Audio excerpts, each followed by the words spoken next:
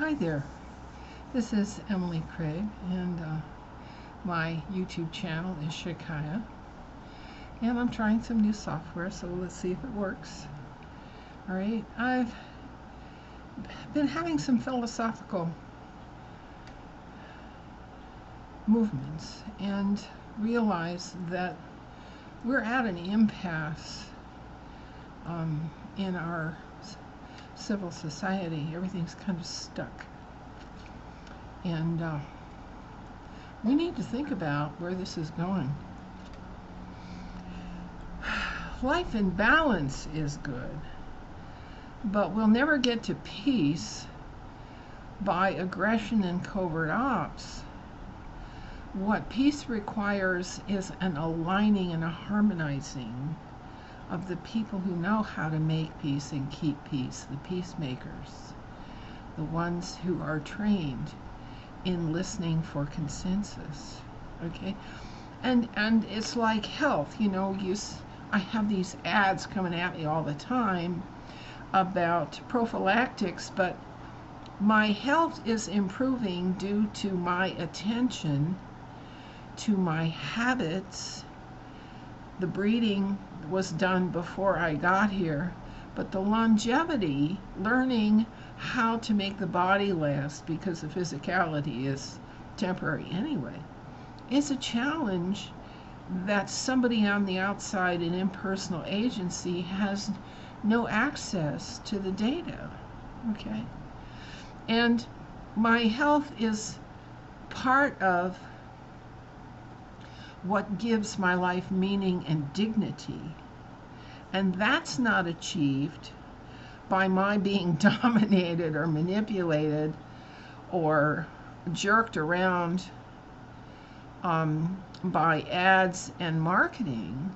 Rather, it requires that I demonstrate self-control, some wit, and some patience. Okay, but what we're seeing is the public mind is so sick and tired of the cynicism, the lies, and the stupefaction that's coming at us.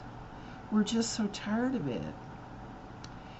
And it's so hard to deal with our kids because they won't address anything that we had to deal with, but they recite their cultural slogans and cultural Marxism and rap songs. The kids can't make change, but in school they have to learn algebraic factoring and the Pythagorean theorem. Never mind problem factoring. Our kids mumble and they recite nonsense in our way of thinking because true and cosmic wisdom has been left out of academia and their studies. As an older individual, now that Social Security is taking care of my old age, those who consider themselves and work at being wise elders, we get to spend our retirement isolated, alienated, and set aside because we're not supposed to need anything anymore. Now, this is not a complaint. This is a statement of experience because I see it all around me, and it doesn't defeat me because I know God, and God knows me. He cares for me, and He heals and comforts me, and He gives me ideas that I can run with and succeed with, and the ideas are more precious than any material thing in the house. But I can't go to church. The church is fragmented like the public mind. So I have to find God where I find Him, within my soul, and without much public support, around here. Now I'm working on the Moon book, and it's my hope that its coming out will expose and embarrass the people in government who have been lying to us for 6 decades about what our world is and what it's about. Our government has become a coverment in which bribery dominates everything. Everything maybe but Donald Trump, I don't know. Liars and their agents cash their paychecks every week, but we teach our children not to lie. Do you see the lesson our kids get? Thus we teach our children to be content with being cheated and lied to, because that's what we do. We teach our children to respect their teachers who lie to them and teach them useless theories, foibles, and propaganda. What does that really teach the kids? That we're content with being taught a bunch of useless stuff that we'll never use, and that the real truth is absent from our awareness. Okay. I never did use the Pythagorean theorem, and I only used algebra once, about 20 years ago, when I had to figure out the value of an unknown ingredient in a recipe. That was 20 years ago. So we teach our kids to adore and follow the public and religious practices. And what are they? Dividing and hating over beliefs and knowledge. Oh, wow. We employ and we adapt and adopt to the church's teaching that only beliefs and doctrine matters, not human behavior. But never mind. Jesus Christ only taught about effects of human behavior. He never spoke to ecclesiastical dogma. Never. And then we wonder why our children treat us with such disdain. Well, I don't blame them. On YouTube, I get a kick out of it. Narcissism is the biggest draw with the largest audiences. So now we know anybody with a firm opinion has to be crazy.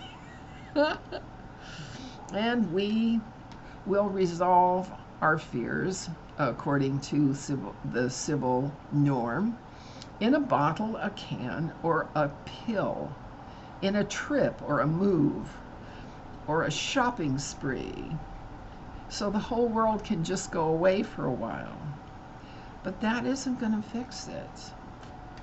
When the ETs are finally allowed to land and be met hospitably, they will surely pity us all, won't they?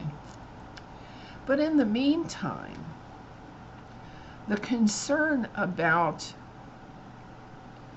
ideologues and Democrats who are stonewalling, and